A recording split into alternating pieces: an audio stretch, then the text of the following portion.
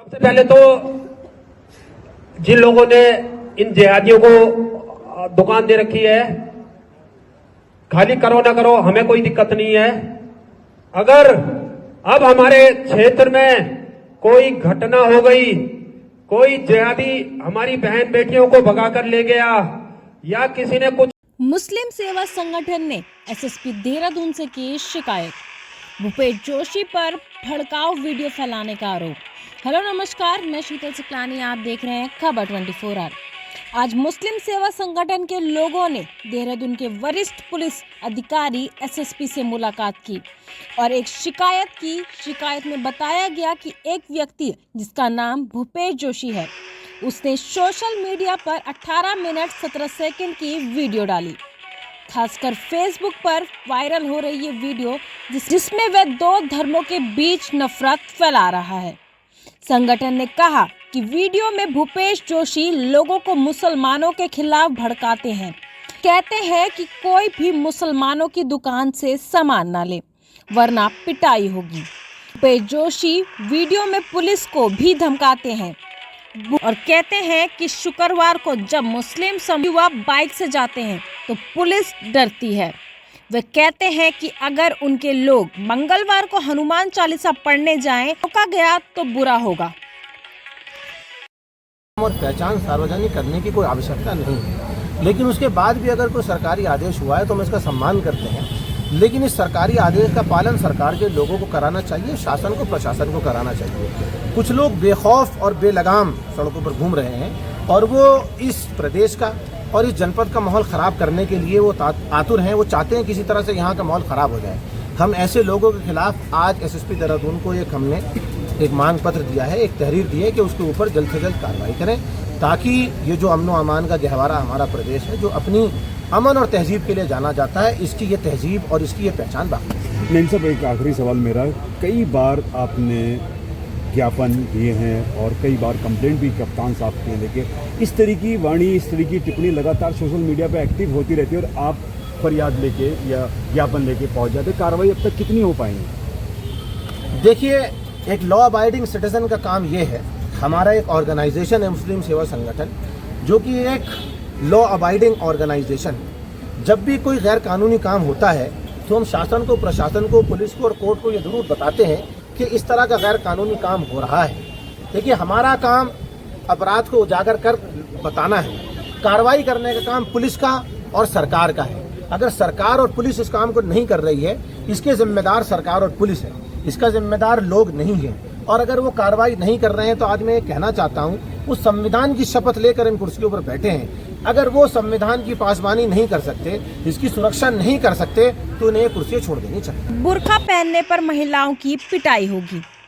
यह है कि कोई भी मुस्लिम सफेद टोपी पहनकर बालावाला में रोजगारी नहीं कर सकता। खुलेआम मुस्लिमों के खिलाफ हिंसा की बात करते हैं। वह कहते हैं कि उनके 4 मुसलमान युवा का धर्म परिवर्तन कर कर उन्हें सुअर खिलाया।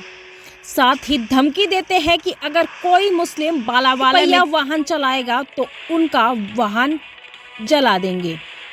क्या मामला है, वहाँ पे ना कुछ आरएसएस के लोग इकट्ठे होके जो दुकानें लोगों की, मुसलमानों की, उन पे जा जाके उनके साथ झगड़ा कर रहे हैं और ये कह रहे हैं कि अगर टोपी लगा के आप सामान बेचोगे तो हम आपको काम नहीं करने देंगे।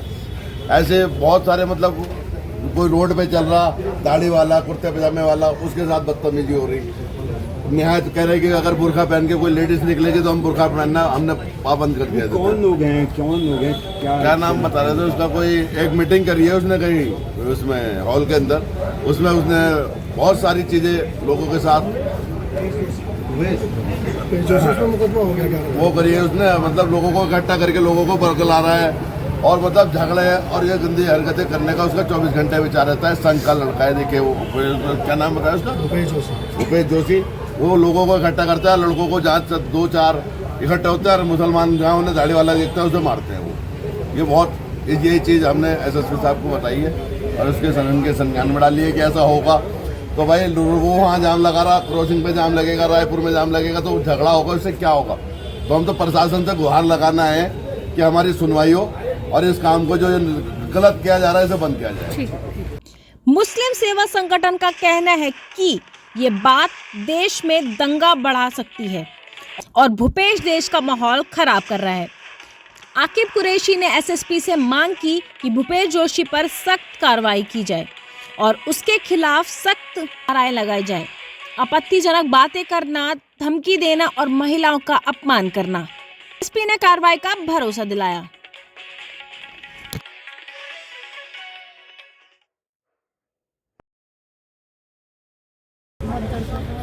क्या कहेंगे जब भी कोई सोशल मीडिया पे टिप्पणी जारी होती है, टिप्पणी जो आती है अक्सर हमने देखा है, उनके नाम कई बार उनके खिलाफ कार्रवाई की मांग की गई है संगठन द्वारा।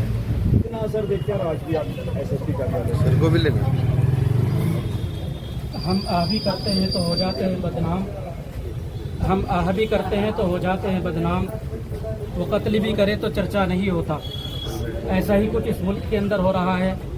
जब भी कोई त्यौहार हमारे हिंदू भाइयों का आता है, हम उसका पूरे तरीके से सम्मान करते हैं, और लेकिन उसके बावजूद भी हर साल ये देखने को मिलता है कि मुसलमानों को हर साल और गैर मुस्लिम भाइयों के त्यौहार पर हर साल एक भारी जानी और माली नुकसान उठाना पड़ता है। जिस तरीके से हमारे घरों पर, हमारे मदारिस पर, हमारी मसाजिद पर बिल्डोज़र चलाने का काम सरकारें करती हैं, और जो लोग मुसलमानों को टारगेट करते हैं, उनकी गाड़ियों को तोड़ते हैं, उनके ठेलों को तोड़ते हैं, और मुसलमानों की दुकानों को, कारोबार को मुकम्मल तबाह और बर्बाद कर दिया जाता है। तो मैं प्रशासन और सरकार से सवाल करना चाहता हूँ, आखिर जो नुकसान मुसलमानों का हुआ है उनका मुआवजा कौन देगा?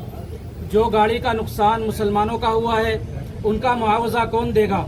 मैं सरकार से मुतालबा करता हूं कि जो गुंडे, जो दहशतगर्द, जो आतंकवादी मुसलमानों को मुस्तकिल हर त्यौहार पर टारगेट करते हैं और उनको जानी और माली नुकसान पहुंचाते हैं, प्रशासन को चाहिए, सरकार को चाहिए कि उनकी संपत्ति जब्त करके और उनकी संपत्ति में से उन लोगों को जिनका नुकसान हुआ है उनकी भरपाई करे।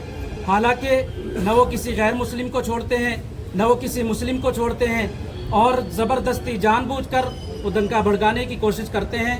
हम इसकी सख्त अल्फाज में मजम्मत और इसको कंडम करते हैं। और हम इस मुल्क के अंदर लावारिस नहीं है, हम इस मुल्क के अंदर किराएदार नहीं है, हम इस मुल्क के बराबर के हकदार और हिस्सेदार हैं हम। और आखिर इन लोगों को मैं मीडिया के माध्यम से पूछना चाहता हूँ, आखिर इन लोगों को अनुमति किसने दी है कि वो किसी मुसलमान की दुकान पर जाए, ठेले पर जाए, या किसी मुसलमान से सर्टिफिकेट मांगे? आखिर उनको अनुमति किसने दी है? और जो सरकार ने आदेश मुसलमानों के लिए दिया है, ये आदेश दूसरे समुदाय, दूसरे धार्मिक, दूसरे धर्मों के लिए क्यों नहीं होता?